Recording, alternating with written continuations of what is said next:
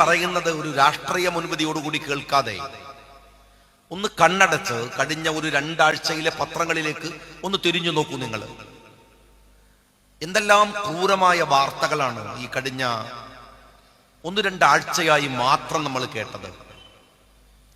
അമ്മയുടെ കഴുത്തറക്കുന്ന ഒരു ഭാഗത്ത്, അമ്മയെ കൊന്നുകളഞ്ഞിട്ട് എന്നെ ഉണ്ടാക്കിയത് എന്തിനാണ് ഈ അമ്മ, അതുകൊണ്ട് തന്നെയാ കൊന്നുകളഞ്ഞത് എന്ന് ഒരു നിർലജ്ജം, നിഷ്കരുണം സമൂഹത്തിന്റെ മുമ്പിൽ പറയുന്ന മകനെ കാണുന്നത് ഈ ദിവസങ്ങളിലാണ്.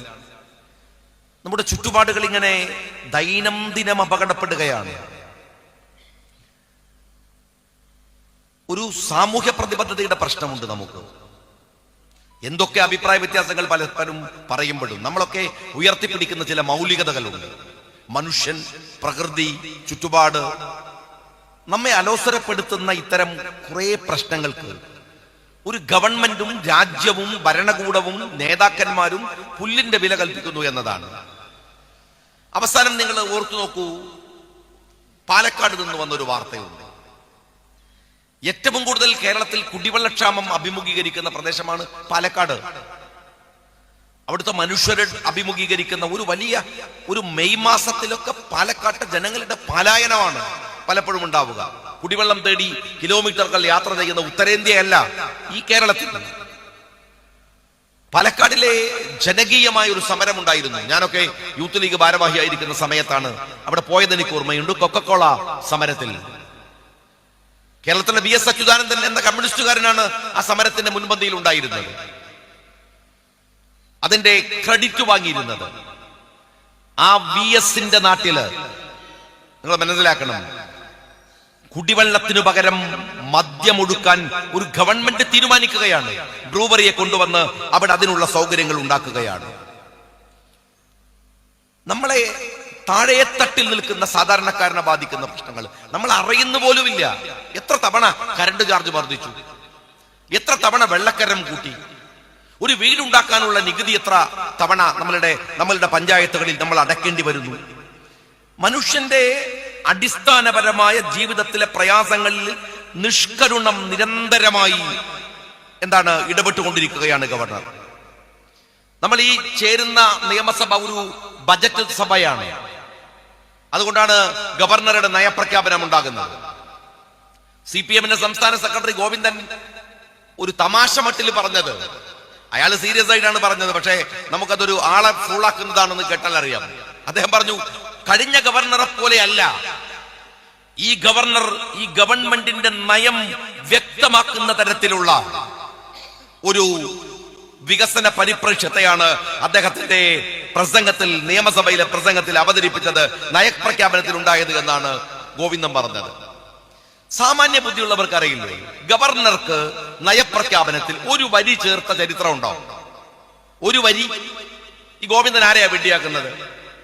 ഗവൺമെന്റിന്റെ നയപ്രഖ്യാപനം എന്നത് ഗവൺമെന്റ് എഴുതി കൊടുക്കുന്നത് വായിക്കുന്ന ഒരു ഓർണമെന്റൽ പണിയാണ് ഗവർണർ എടുക്കാറ്. അല്ലാതെ വേറെ എന്താണ്? അദ്ദേഹത്തിന് വേറെ കീശയെന്നൊരു സാധനം കൊണ്ടുവന്നിട്ട് ഈ നയപ്രഖ്യാപനത്തിന്റെ കൂടെ ഗവർണർ വായിക്കുമോ? ഇതുവരെയുള്ള ഗവർണർ, ഇനി നേരത്തെ ആരിഫ് മുഹമ്മദ് ഖാൻ ആവട്ടെ, അദ്ദേഹം വായിച്ചതും വായിക്കാത്തതും ഒക്കെ അദ്ദേഹം എഴുതിയതല്ല. ഗവൺമെന്റ് എഴുതിയതിൽ ചിലത് വായിക്കാതെ പോയിട്ടുണ്ടാവാം. പക്ഷേ ആ നയപ്രഖ്യാപനങ്ങളുടെ സ്ഥിതി എന്താണ്? 8 കൊല്ലം നയപ്രഖ്യാപനം നടത്തിയ ഗവൺമെന്റ് ഏതു വിഷയത്തിലാണ് ഒരു കൃത്യമായ സമീപനം എടുത്തത്? എന്നിട്ട് ആളെ ഫൂളാക്കാൻ പറയാണ്, ഇത്തവണത്തെ നയപ്രഖ്യാപനം ഭയങ്കരാണ്, ഗോവിന്ദന്റെ മുമ്പിൽ ഇരിക്കുന്നത് വിഡ്ഢികളാണ് എന്ന് കരുതി കേരളത്തിലെ ജനങ്ങൾ മുഴുവൻ അങ്ങനെയാണ് എന്ന് അയാൾ വിചാരിക്കരുത്. ആളുകളെ പരിഹസിക്കുക, ഈ ദുരിതവും കഷ്ടപ്പാടും ഒക്കെ ജനങ്ങൾക്ക് സമ്മാനിച്ചത് കൂടാതെ ആളുകളെ പരിഹസിക്കുക. ഇപ്പൊ നിങ്ങൾ കണ്ടില്ലേ, പാർട്ടി സമ്മേളനങ്ങൾ നടക്കുകയാണ്. ഈ പാർട്ടി സമ്മേളനങ്ങളിൽ നിങ്ങൾ ജനങ്ങളോട് പറഞ്ഞോ, 8 കൊല്ലം നിങ്ങൾ ഭരിക്കുകയാണ്, നിങ്ങൾ എന്താ ചെയ്തത്? ജനങ്ങളോട് പറയും, ഞങ്ങൾ ജനങ്ങൾക്ക് വേണ്ടി ചെയ്തത് ഇന്ന കാര്യങ്ങളാണ്. ഇതൊരു ചെറിയ മീറ്റിംഗ് ആണ്, ഒരു ചെറിയ ശാഖാ കമ്മിറ്റിയാണ്, പഞ്ചായത്ത് മണ്ഡലവും ജില്ലയൊന്നുമല്ല, ഒരു ചെറിയ ശാഖാ കമ്മിറ്റി. ഇവിടെ ഒരു ചെറിയ ബൈത്തുറഹം ഉണ്ടാക്കി കൊടുക്കുന്നു, ചെറുത്, അങ്ങനെ തന്നെയാണ് ഉണ്ടാക്കി കൊടുക്കുന്നു. പക്ഷെ ഇപ്പോ വന്ന് വായിച്ചില്ലേ, ഇതാണ് ഞങ്ങൾ ചെയ്യുന്നത്, ഞങ്ങൾ അതിന് ചെയ്ത പരിപാടി ഇതാണ്, ഇതായിരുന്നു പ്രഖ്യാപനം, ഇത്രയാണ് ചെലവായത്, ഞങ്ങൾ ഉണ്ടാക്കി. ഒരു മര്യാദയല്ലേ? നിങ്ങൾ ഉത്തരവാദപ്പെട്ടവരല്ലേ, ഈ രാജ്യം ഭരിക്കുന്നവരല്ലേ? 8 കൊല്ലമായി മുഖ്യമന്ത്രി പദം നിങ്ങളുടെ കയ്യിലല്ലേ? ബാക്കി വേറെ മന്ത്രിമാരുണ്ടോ എന്ന് ചോദിച്ചാൽ മുഖ്യമന്ത്രിയുടെ മരുമകനല്ലാതെ മറ്റാർക്കെങ്കിലും റോളുള്ള മന്ത്രിസഭയാണോ ഇത്? ഏതെങ്കിലും ഘടകകക്ഷിയുടെ മന്ത്രിസ്ഥാനത്തെ കുറിച്ച് നാട്ടുകാർക്ക് അറിയാമോ? ഇല്ലല്ലോ. നിങ്ങൾ എന്തെല്ലാം നടത്തി? കോടികൾ ചെലവഴിക്കിയ ഒരു ബസ് യാത്ര നടത്തി. ഈ പേരാമ്പ്രയിലും വന്നില്ലേ, കുറ്റിയാടിയിലും വന്നില്ലേ, വലിയ ഗീർമാനങ്ങളും പ്രസംഗിച്ച് എന്റെ മുഖ്യമന്ത്രി ഇവിടുന്ന് പോയില്ലേ? എന്നിട്ട് എന്താണ് 8 കൊല്ലത്തിനിടയിൽ കേരളത്തിലെ ജനങ്ങൾക്ക് നിങ്ങൾ ചെയ്തത് എന്ന് നിങ്ങളൊന്ന് പറഞ്ഞേ പാർട്ടി സമ്മേളനത്തിൽ. നിങ്ങളത് പറയുന്നില്ല എന്ന് മാത്രമല്ല, നിരന്നു നിന്ന് വർഗീയത പ്രസംഗിക്കുകയാണ്. മോഹനന്റെ വക വർഗീയത, വിജയരാഘവന്റെ പദം വർഗീയത, അവരെ മുഴുവൻ ഏറ്റെടുത്തു പിണറായി വിജയന്റെ വർഗീയത. ഈ വർഗീയതാ പ്രസംഗങ്ങൾ, ഈ മതപറിയും വെറുപ്പുമല്ലാതെ നിങ്ങൾ എന്താണ് ജനങ്ങൾക്ക് വേണ്ടി ഈ കഴിഞ്ഞ കാലഘട്ടങ്ങളിൽ ചെയ്തത് പറയൂ. കോഴിക്കോട് ജില്ലാ CPM-ന്റെ സമ്മേളനം കഴിഞ്ഞല്ലോ. ആ സമ്മേളനത്തിന്റെ മെസ്സേജ് എന്താണ്? എന്തല്ല കളിയാ കളിച്ചത്? മോഹനൻ പിണറായി വിജയന്റെ ഇഷ്ട കഥാപാത്രമാകാൻ അദ്ദേഹത്തിന് ഏറ്റവും ഭീകരമായ മതപറി പറഞ്ഞു. ഭീകരമായ മതപറി. കുറെ ആളുകൾ റോഡ് സൈഡിൽ നിന്ന് എക്സർസൈസ് ചെയ്യുമ്പോൾ അതിൽ കൂടുതൽ മുസ്ലിങ്ങളുണ്ട് എന്നതുകൊണ്ട് ഇതെന്തോ എക്സർസൈസ് ജിഹാദാണ് എന്ന തരത്തിലാണ് മോഹനൻ പ്രസംഗിച്ചത്, ഇല്ലേ? അവസാനം മോഹന് മനസ്സിലായി കോഴിക്കോട് ജില്ലയിൽ മോഹനന്റെ പിടി പോവുകയാണ്. മോഹനൻ വിചാരിച്ചത് ലതികയെ സെക്രട്ടറി ആക്കാനാണ്, അദ്ദേഹത്തിന്റെ ഭാര്യയെ. അതിനുള്ള പരിശ്രമങ്ങൾ നടത്തി, അതിനെല്ലാ ശ്രമവും നടത്തി. എന്താ പറഞ്ഞത്? മുഖ്യമന്ത്രി എന്റെ ഏറ്റവും പ്രിയപ്പെട്ടവനാണ്, എനിക്ക് ഏറ്റവും അടുത്തവനാണ് എന്നല്ലേ നിങ്ങൾ പറഞ്ഞത്? എന്റെ ഏറ്റവും അടുത്തയാള്. എന്നാ മോഹനൻ മനസ്സിലാക്കിക്കോ, മുഖ്യമന്ത്രിക്ക് മോളും മരുമോനൊക്കെ കഴിഞ്ഞിട്ടുള്ളേ മോഹനുള്ളൂ എന്ന് തെരഞ്ഞെടുപ്പ് കഴിഞ്ഞപ്പോ മനസ്സിലായില്ലേ? മോള് കഴിഞ്ഞിട്ടും മരുമോൻ കഴിഞ്ഞിട്ടേ ഉള്ളൂ, അല്ലേ? എങ്ങനെയാ മെഹബൂബ് സെക്രട്ടറി ആയത്? ആരുടെ അജണ്ടയാണ്? ആരുടെ പ്ലാനാണ്? ഒന്ന് പറഞ്ഞ മോഹനൻ ആരെയൊക്കെ വെട്ടി? ഇവിടെ പാർട്ടിയുടെ സെക്രട്ടറി ആവാൻ പാരമ്പര്യമുള്ള മോഹനനെ ചോദ്യം ചെയ്തു എന്നതിന്റെ പേരിൽ മാത്രം ആ സെക്രട്ടറിയായി വരേണ്ടിയിരുന്ന വടകരയിലെ നേതാവിന് നിങ്ങൾ വെട്ടിയില്ലേ? ആരുടെ ഇഷ്ടത്തിന്? റിയാസിന്റെ കാല് പിടിച്ച് നിങ്ങൾ വെട്ടിച്ചു. അപ്പൊ വിചാരിച്ചു നിങ്ങൾ വിചാരിച്ചതൊക്കെ നടക്കുന്നു. പക്ഷെ റിയാസ് വെട്ടാൻ നിന്നത് എന്തിനാണ്? അടപടലം മോഹനനെ കൂടി വെട്ടാൻ വേണ്ടിയാണ്, അല്ലേ? സ്വന്തം കുടുംബത്തിലെ ഏകദേശം ഒരു 10 പേരെ നിങ്ങളുടെ ജില്ലാ കമ്മിറ്റിയിലേക്ക് കയറ്റി കൊടുത്തു. എന്നിട്ടും ജില്ലാ കമ്മിറ്റി പിടിച്ചെടുത്തു. നിങ്ങൾക്ക് ഈ ജില്ലാ കമ്മിറ്റി എത്ര വലിയ കളി ഈ മോഹനൻ കളിച്ചിട്ടും കിട്ടാത്തവണ്ണം വടകരയിലെ തെരഞ്ഞെടുപ്പ് കഴിഞ്ഞപ്പോ നിങ്ങൾക്ക് പുറത്തു പോകേണ്ടി വന്നത് എന്തുകൊണ്ട് എന്ന് നിങ്ങൾ പരിശോധിക്കണം. CPM-ന്റെ പാർട്ടി സമ്മേളനങ്ങൾ ജില്ലകൾ മുഴുവൻ നടക്കുമ്പോഴും അടിസ്ഥാനപരമായ ജനങ്ങളുടെ പ്രശ്നങ്ങൾക്ക് മറുപടിയല്ല, മറിച്ച് നിങ്ങൾ ജനങ്ങളെ പരിഹസിക്കുന്ന, മനുഷ്യരെ തമ്മിൽ തെല്ലിക്കുന്ന മതപറിയുടെയും അപകടത്തിന്റെയും രാഷ്ട്രീയം പറയുകയാണ്. ആർക്കെങ്കിലും ഉപകാരമുള്ള? നിങ്ങൾ ആലോചിച്ച് നോക്കി, ഈ നിയമസഭയിൽ മുസ്ലിം ലീഗിന്റെ സാധാരണക്കാർക്കിടയിൽ നിന്ന് ജയിച്ചു വന്ന അവരുടെ ഹൃദയത്തുടി പറയുന്ന ഒരു സാധാരണക്കാരനായ ഒരു MLA ഉണ്ട് കേരള നിയമസഭയിൽ, കുറുക്കോളി മൊയ്തീൻ എന്ന് പറയും. ഞങ്ങൾക്കറിയാം, ഞങ്ങളൊക്കെ സീനിയർ ആയിട്ട് യൂത്ത് ലീഗിൽ ഉണ്ടായിരുന്ന PT ഇസ്മായിലിന്റെ ഒക്കെ തന്നെ സീനിയർ ആയിട്ടുള്ള കുറുക്കോളി എന്ന് പറയുന്ന മുസ്ലിം ലീഗിന്റെ നേതാവ്, മുസ്ലിം ലീഗിന്റെ MLA, സാധാരണക്കാരനായ MLA. ആ മനുഷ്യൻ ജനങ്ങളുടെ ഇടയിൽ പ്രവർത്തിക്കുന്ന ഞങ്ങൾക്കിടയിൽ പോലും അദ്ദേഹത്തിന് ഞങ്ങൾ കൊടുക്കുന്ന ഒരു ബഹുമാനവും ആദരവും ഉണ്ട്. അത്ര താഴെ തട്ടിൽ നിന്ന് പ്രവർത്തിച്ച് കടന്നു വന്ന ഒരു മനുഷ്യൻ നിയമസഭയിൽ അയാൾ സംസാരിക്കുമ്പോൾ സാധാരണക്കാരന്റെ പ്രശ്നങ്ങളാണ് സംസാരിക്കുക, കർഷക തൊഴിലാളികളുടെ പ്രശ്നങ്ങളാണ് കുറുക്കോളി പറയുക. ഞങ്ങളൊക്കെ പോലും പലപ്പോഴും കുറുക്കോളി പ്രസംഗിക്കാൻ എഴുന്നേറ്റൽ പറയും, കർഷകരുടെ പ്രശ്നം ഇതാ ഇപ്പോൾ കേൾക്കാം. കുറുക്കോളിക്ക് അതാണ് പറയാൻ അറിയുക. അതുകൊണ്ട് അങ്ങനെ താഴെത്തട്ടിൽ നിന്ന് വരുന്ന മനുഷ്യരുടെ പ്രശ്നങ്ങളെ അറിയുന്ന ഒരു MLA എന്ന നിലക്ക് നിയമസഭയിൽ അയാൾ പറഞ്ഞു, തിരൂര് മുതൽ നിലമ്പൂർ വരെ ഒരു മെട്രോ ലൈൻ, ഒരു മെട്രോ ട്രെയിൻ, ഒരു കണക്ടിവിറ്റി ഉണ്ടാക്കിയാൽ വലിയ ആശ്വാസമാകും കേരളത്തിനത്, ആ പ്രദേശങ്ങളിലെ ജനങ്ങൾക്ക് വലിയ ഗുണമാകും എന്ന് അദ്ദേഹം നിയമസഭയിൽ പ്രസംഗിക്കുകയുണ്ടായി. ആ പ്രസംഗത്തിന് മുഖ്യമന്ത്രി എഴുന്നേറ്റ് നിന്ന് പരിഹസിക്കുന്ന ഒരു ബോഡി ലാംഗ്വേജ് ഉണ്ട്. അത് കണ്ടപ്പോ എനിക്ക് തോന്നിയത് സലീം കുമാർ പറഞ്ഞ മാതിരിയാണ്. കുറ്റം മൊയ്തീന്റേത് കൂടിയാണ്, കുറ്റം കുറുക്കോളിന്റേത് കൂടിയാണ്. ഈ ജാതി ഒരു മനുഷ്യൻ മുഖ്യമന്ത്രി ആയിരിക്കുന്ന സഭയിൽ പോയിട്ട് ഇങ്ങനെ പ്രസംഗിക്കേണ്ട വല്ല കാര്യവും മൊയ്തീനുണ്ടായിരുന്നു? പ്രസംഗിക്കുന്നതിന് മുമ്പ് ആരാണ് മറുപടി പറയേണ്ടത് എന്ന് കുറുക്കോളി മൊയ്തീൻ ആലോചിക്കേണ്ടതല്ലേ? അദ്ദേഹത്തിന്റെ ഭാഗത്തും തെറ്റുണ്ട് എന്ന് നമ്മൾ സമ്മതിക്കേണ്ടി വരും. എത്ര മോശമായിട്ടാണ്, എത്ര തമാശയായിട്ടാണ് ഇയാള് മുഖ്യമന്ത്രി അതിനെ കൈകാര്യം ചെയ്തത്. അല്ലെങ്കിൽ മുഖ്യമന്ത്രിക്ക് അയാൾ പറയുന്നുണ്ട്, ഒരു അജണ്ടയുമില്ലാത്ത, ഒരിക്കലും നടപ്പിൽ വരാത്ത ഒരു ആലോചനയുമില്ലാത്ത ഇത്തരം കാര്യം കൊണ്ടാണോ വരാറ്? ആരാ പറയണത്? കേരളത്തിന്റെ മുഖ്യമന്ത്രി പിണറായി വിജയൻ. 2 ദിവസത്തിനപ്പുറത്ത് ഈ ഭൂമിയിൽ എന്ത് സംഭവിക്കുമെന്ന ദീർഘവീക്ഷണത്തിന്റെ കപ്പാസിറ്റി പോലും ഇല്ലാത്ത ഒരു മനുഷ്യനാണ് കേരളത്തിന്റെ മുഖ്യമന്ത്രി സഖാവ് പിണറായി വിജയൻ എന്ന് അനുപമം കൊണ്ട് നമുക്കറിയാലോ. കേരളത്തിൽ ഡോക്ടർ മുനീർ സാഹിബ്, മുസ്ലിം ലീഗിന്റെ നേതാവ്, അദ്ദേഹം പറഞ്ഞ ഒരു കാര്യമുണ്ട്, എല്ലാവർക്കും ഓർമ്മയുണ്ട്. എക്സ്പ്രസ് ഹൈവേ അന്ന് ആവേശത്തോടെ കേരളം ഏറ്റെടുത്ത ഒരു കാര്യമാണ്. ആ എക്സ്പ്രസ് ഹൈവേ പൊളിച്ചു കൊടുത്ത മുഖ്യമന്ത്രി CPM-കാർക്ക് എങ്ങനെയാണ് നിലമ്പൂരിന്ന് തിരൂരിലേക്കുള്ള ഒരു ട്രെയിനിനെ കുറിച്ച് ആലോചിക്കാനാവുക? ആ എക്സ്പ്രസ് ഹൈവേ ദീർഘവീക്ഷണമില്ലാത്തതായിരുന്നോ? അന്ന് മുനീറിനെ കളിയാക്കിയില്ലേകൾ. എന്നിട്ട് അന്ന് കൊണ്ടുവരാൻ ശ്രമിച്ച എക്സ്പ്രസ് ഹൈവേ അതിന്റെ 1000 ഇരട്ടി നഷ്ടം വരുത്തിയിട്ട് 4 വരിപ്പാത എന്നത് വെട്ടിക്കുറിച്ച് 3 വരിപ്പാതയായി. ഇപ്പൊ കൊണ്ടുവരേണ്ട ഗതികേട് നമുക്കുണ്ടായോ? ഇപ്പോഴുണ്ടായോ? നാഷണൽ ഹൈവേയിൽ മുഴുവനുള്ള ഈ ദുരിതം ഇന്ന് ഇത്ര കൺസ്ട്രക്ഷൻ, ലക്ഷക്കണക്കിന് കൺസ്ട്രക്ഷൻ ആണ് അന്ന് മുനീർ സാഹിബ് പ്ലാൻ ചെയ്ത വഴിയിൽ പിന്നീട് ഉണ്ടായത്. അത് മുഴുവനും പൊളിച്ചു മാറ്റേണ്ടി വന്നു. അവിടെ റീകൺസ്ട്രക്ഷൻ ചെയ്യേണ്ടി വന്നു, റോഡുകളും ഇടങ്ങളും ഒക്കെ. നിങ്ങളുടെ ഒരു മിനിമം നിങ്ങളുടെ ദീർഘവീക്ഷണം ഉണ്ടായിരുന്നുവെങ്കിൽ എന്തായിരുന്നു? അല്ലെങ്കിൽ ഈ മുഖ്യമന്ത്രിക്ക് എന്ത് ദീർഘവീക്ഷണം? ഈ CPM-ന് എന്ത് ദീർഘവീക്ഷണം? ട്രാക്ടറിനെ എതിർത്ത, കമ്പ്യൂട്ടറിനെ എതിർത്ത, ലോകത്തുള്ള സകലമാന സാധനങ്ങളെയും എതിർത്ത ചരിത്രമുള്ള ഒരു രാഷ്ട്രീയ പാർട്ടി നിങ്ങൾ എങ്ങനെ അംഗീകരിക്കുക? എങ്ങനെയാണ് നിങ്ങൾക്ക് ഈ നാട്ടിലെ അനിവാര്യമായ ഒരു വികസനത്തെ കുറിച്ച് പറയാൻ കഴിയുക? ഞാൻ ചോദിക്കട്ടെ, മുഖ്യമന്ത്രി സഖാവ് പിണറായി വിജയനോട് താങ്കളുടെ ഒരു വ്യക്തിഗതമായ പ്രസംഗം ഉണ്ടല്ലോ. എന്താ അത്? താഴെ ട്രെയിൻ, 2ാമത്തെ നിലയിൽ മെട്രോ ട്രെയിൻ, 3ാമത്തെ നിലയിൽ വാട്ടർ മെട്രോ, 5ാമത്തെ നിലയിൽ AKG സെന്റർ എന്നൊക്കെ പറഞ്ഞ് പ്രസംഗിച്ചില്ലായിരുന്നോ? ആ പ്രസംഗം എന്തായിരുന്നു? ഈ നിലയൊക്കെ എവിടെ പോയി? ഇത് പ്രസംഗിക്കുമ്പോൾ മുഖ്യമന്ത്രിയുടെ തലയിൽ വല്ല ഓളം ഉണ്ടായിരുന്നു? കുറുക്കോളി മൊയ്തീനെ ആക്ഷേപിക്കാൻ വേണ്ടി നിയമസഭയിൽ എഴുന്നേറ്റ് നിൽക്കുന്ന മുഖ്യമന്ത്രി അന്ന് ഇത് ആലോചിച്ചോ എന്ന് ചോദിച്ചപ്പോ ഈ 4 നിലയിലെ മെട്രോ ട്രെയിനിനെ കുറിച്ച് പ്രസംഗിച്ച മുഖ്യമന്ത്രി എന്താ ഇതിനെ കുറിച്ച് ഓർത്തില്ല? ഞാൻ ഒരു കാര്യം പറയട്ടെ, മുഖ്യമന്ത്രി ഒരു കാര്യം മനസ്സിലാക്കണം. കേരളത്തിന്റെ നിയമസഭ സഖാവ് പിണറായി വിജയന്റെ തറവാട്ട് ഭൂമിയൊന്നുമല്ല.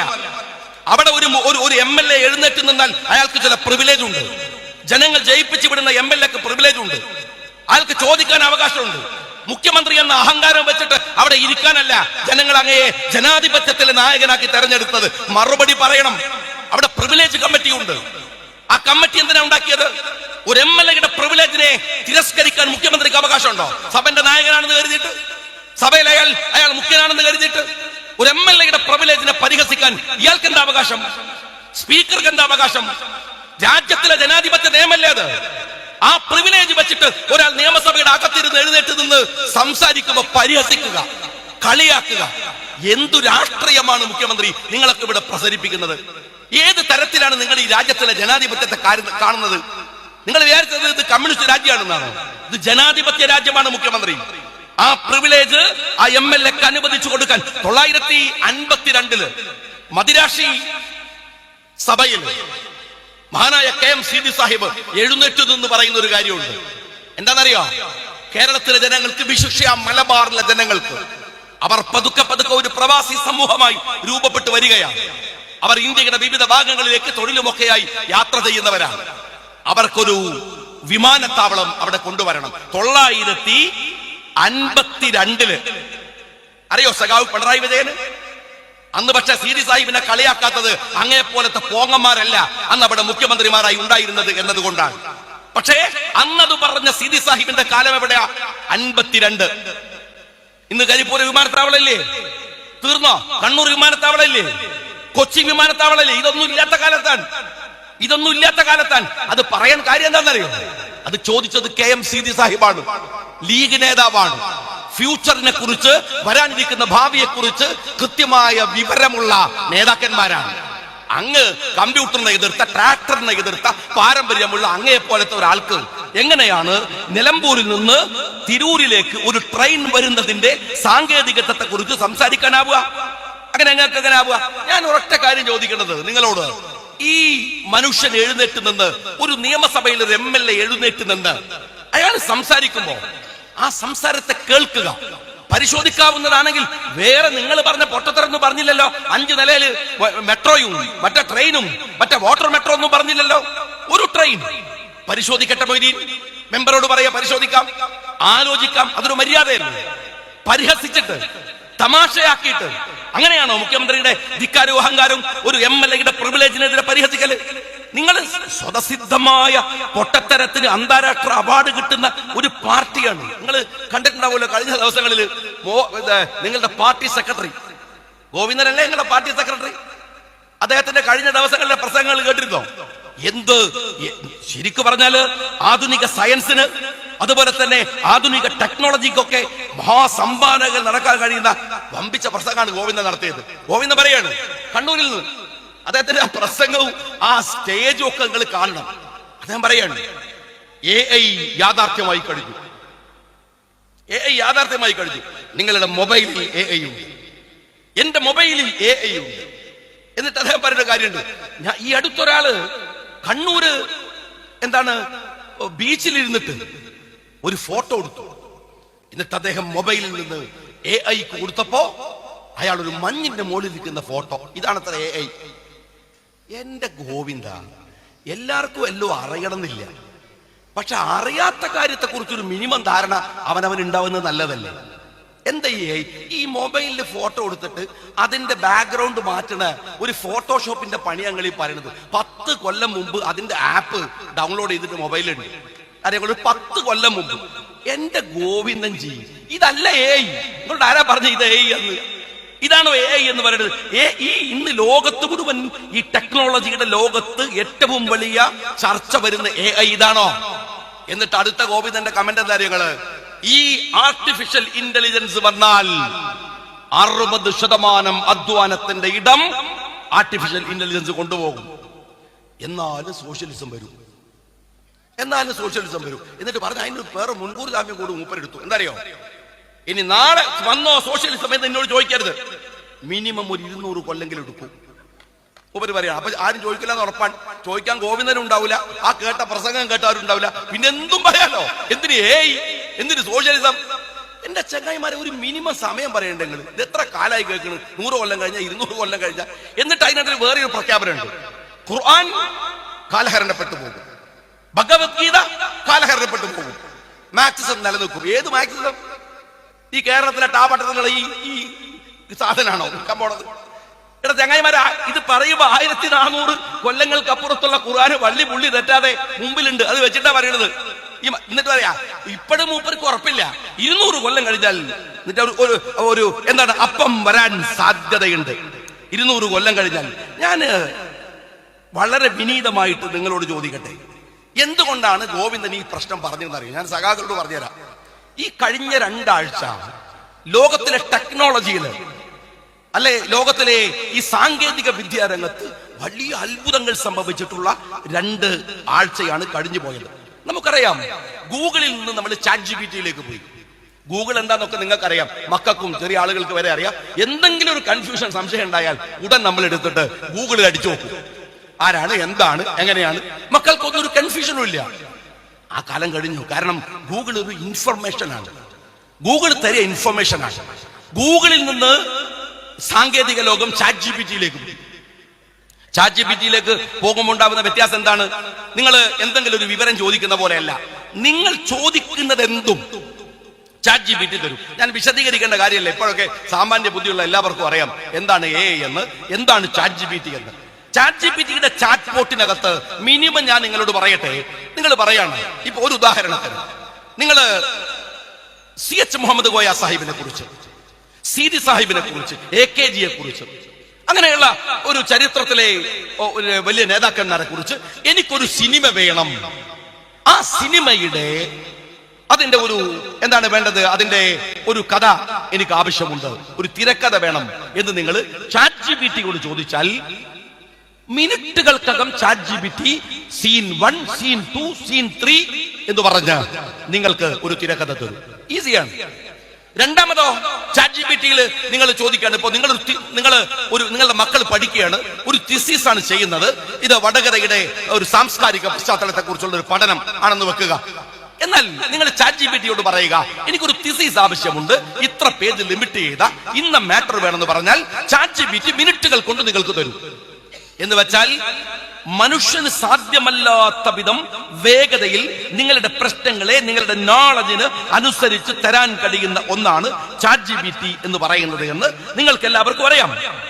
ഈ ChatGPT ലോകം മാറി. ഇപ്പൊ 03 ആണ്. 03യുടെ ഒരു പ്രശ്നം എന്താന്ന് പറയുന്നത്, ഈ പ്രോസസ്സ്, ഈ നിങ്ങളൊരു ചോദ്യം ചോദിക്കുമ്പോ അതിന്റെ പ്രോസസ്സുകളുടെ അളവ് കൂടി. ഇപ്പൊ പറയുന്നത് ഒരു 60 വ്യക്തികളിൽ 60 ഇടങ്ങളിൽ നിന്നെങ്കിലും ഇൻഫോർമേഷൻസ് സ്വീകരിച്ചിട്ടാണ് ഇപ്പോൾ നിങ്ങളുടെ ചോദ്യങ്ങളുടെ ഉത്തരം, കറകളഞ്ഞ ഉത്തരം നിങ്ങൾക്ക് 03 തരിക. ChatGPT പോവാൻ 03 വന്നു. LLM എന്ന് പറയും ഇതിനെല്ലാം, എന്താ ലാർജ് ലേണിംഗ് മോഡൽ എന്നാണ് പറയുക. ഇതാണ് പുതിയ സാങ്കേതിക വിദ്യ. ഈ നിങ്ങൾ മനസ്സിലാക്കേണ്ടത്, ഈ ChatGPT ഉണ്ടാക്കാൻ അല്ലെങ്കിൽ LLM ഉണ്ടാക്കാൻ ലോകത്ത് അതിന്റെയൊക്കെ ഹെഡിനാണ് OpenAI എന്ന് പറയുക.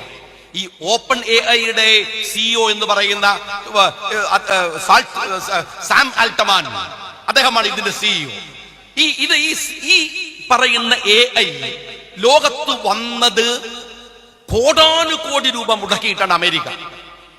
നിങ്ങൾക്കറിയാം, അമേരിക്ക കോടികൾ മുടക്കി ഉണ്ടാക്കുന്ന ഒരു സാധനം അങ്ങനെ തന്നെ കോപ്പി അടിച്ചിട്ട് ചൈന അതിന്റെ 100-1 പൈസ ഇല്ലാതെ ഇറക്കും. ഈ കഴിഞ്ഞ 2 ആഴ്ചക്കുള്ളില് അതിന് സമാനമായ ഒരു ചാറ്റ് പോട്ട്, ഡീപ് സീക്ക് എന്ന് പറയുന്ന ഒരു ചാറ്റ് പോട്ട് ചൈന ഇറക്കി എന്ന് മാത്രമല്ല, അമേരിക്ക വിറങ്ങലിച്ചു നിന്നുപോയി. നിങ്ങൾ മനസ്സിലാക്കേണ്ടത്, ആപ്പിൾ ഐഫോണിൽ നിന്ന് ഏറ്റവും കൂടുതൽ ആളുകള് അതിന്റെ സ്റ്റോറിൽ നിന്ന് ഡൗൺലോഡ് ചെയ്ത് മുന്നിലെത്തി.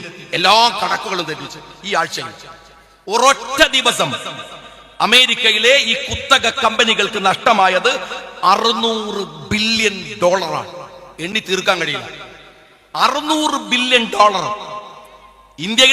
ഇന്ത്യക്കൊന്നും ആലോചിക്കാൻ കഴിയാത്ത സംഖ്യ ഒരൊറ്റ ദിവസം കൊണ്ട്. അതിൽ NVIDIA ചിപ്പ് നിർമ്മാണമുണ്ട്. അവർക്കടക്കം ഈ ചിപ്പ് നിർമ്മിക്കുന്ന സമയത്ത് അമേരിക്ക NVIDIAയോട് പറഞ്ഞത്, നിങ്ങൾ വേറെ ആർക്കും കൊടുക്കരുത് എന്നാണ്, ചൈനക്ക് കൊടുക്കാതിരിക്കാനാണ്. പക്ഷെ ചൈന നേരത്തെ വാങ്ങി വെച്ചിരുന്ന ചിപ്പ് ഉപയോഗിച്ചാണ് ഇത് ചെയ്തത് എന്ന് പറയപ്പെടുന്നു. ചുരുക്കി പറഞ്ഞാൽ ഈ ഒറ്റ ആഴ്ചയിൽ കോടാനുകോടി രൂപയുടെ നഷ്ടം വന്ന് അമേരിക്കയുടെ ഈ പറയുന്ന AI രംഗം വിറങ്ങലിച്ചു നിൽക്കുമ്പോഴാണ് അന്ന് ചൈനയുടെ ഈ വാർത്ത പുറത്തു വന്ന ദിവസമാണ് ഗോവിന്ദന്റെ AI പ്രസംഗം. എന്താ വെച്ചാൽ ചൈന എന്ന് കേട്ടപ്പോ മൂപ്പർ ആവേശത്തിൽ ചാടി ഇറങ്ങിയതാണ്. അയാൾ എന്താണ് ഇതിന്റെ സംഭവം, ഇതിനകത്തുള്ള കാര്യം എന്താണ് എന്ന് അദ്ദേഹത്തിന് മനസ്സിലായില്ല. ഞാൻ ചോദിക്കണത്, എന്താണ് സംഭവം എന്നെങ്കിലും പഠിക്കട്ടെ. നിങ്ങൾ കുറുക്കോളി പോയിട്ടൊക്കെ കളിയാക്കാൻ നടക്കണ മുഖ്യമന്ത്രിന്റെ അനുയായിയല്ലേ, പാർട്ടി സെക്രട്ടറി അല്ലേ? എന്താണെന്ന് മനസ്സിലാക്കാൻ, എന്താണ് സംഭവം എന്നെങ്കിലും പഠിക്കണ്ടേ? എന്റെ സഖാക്കളെ, നിങ്ങള് എനിക്ക് സങ്കടം തോന്നി അതല്ല, ഈ ഗോവിന്ദൻ പ്രസംഗിക്കുമ്പോ ഒരു 3-4 ആള് സ്റ്റേജിലുണ്ട്. പണ്ഡിതനാണെന്ന് തോന്നുന്നു എന്ന ഭാവത്തിലാണ് അവരിയ്ക്കുന്നത്. അവരുടെ കാര്യം മിനിമം എല്ലാവർക്കും ഇങ്ങനെ ആയിപ്പോയി. സഖാഭാവുമ്പോ പറ്റ ബുദ്ധി ഇല്ലാണ്ടായി പോകുന്നത് ഈ പ്രശ്നമുണ്ടോ? ഞാൻ അറിയാണ്ട് ഒരാളിത് തിരുത്തി കൊടുക്കണ്ടേ? ഞാൻ ചോദിക്കുന്നത്, ഈ ആധുനിക ലോകത്ത് AIയുടെ പ്രശ്നം എന്താണ് എന്ന് ഗോവിന്ദൻ അറിയൂ?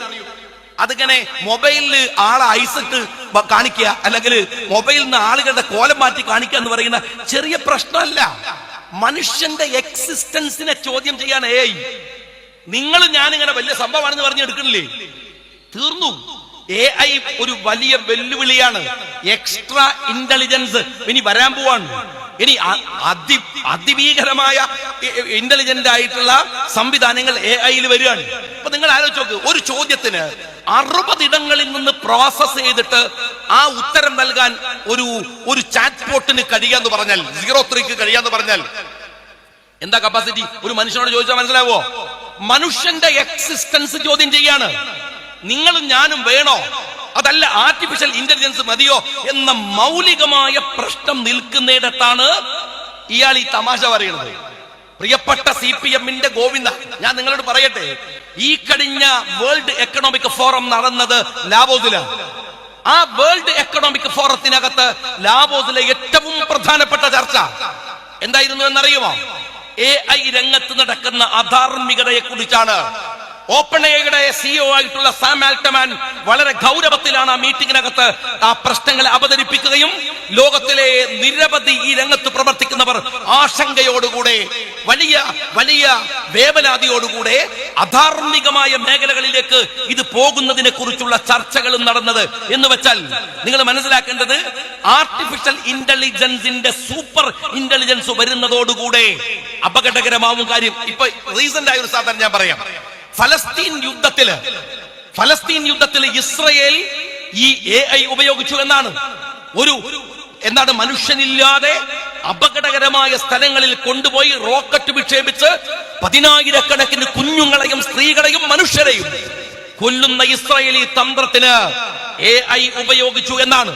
എന്ന് വെച്ചാൽ മനുഷ്യത്വരാഹിത്യത്തിന്, ആളുകളെ കൊല്ലാൻ, ആളുകളെ ഇല്ലാതെയാക്കാൻ, ആളുകളെ നശിപ്പിക്കുവാൻ, ലോകത്തെ തന്നെ നശിപ്പിക്കുവാൻ കഴിയുന്ന അധാർമികതയുടെ മേഖലയിലേക്ക് ഈ ആർട്ടിഫിഷ്യൽ ഇന്റലിജൻസ് മാറുമോ എന്ന ഗുരുതരമായ പ്രശ്നം ലോകം ചർച്ച ചെയ്തുകൊണ്ടിരിക്കുന്ന സമയത്ത് നിങ്ങൾ മനസ്സിലാക്കണം. ആ സമയത്താണ് നമ്മളുടെ ഗോവിന്ദൻ പറയുന്നത്, ഇത് നിങ്ങൾ ഇവിടുന്ന് ഫോട്ടോ എടുത്താൽ ആ ഫോട്ടോ വേറൊരു സ്ഥലത്തുള്ള പോലെ ആക്കണ പണിയാണെന്നാണ്. എന്റെ ഗോവിന്ദ, അതൊക്കെ 10 കൊല്ലം മുമ്പ് മൊബൈൽ വന്ന ആപ്പാണ്.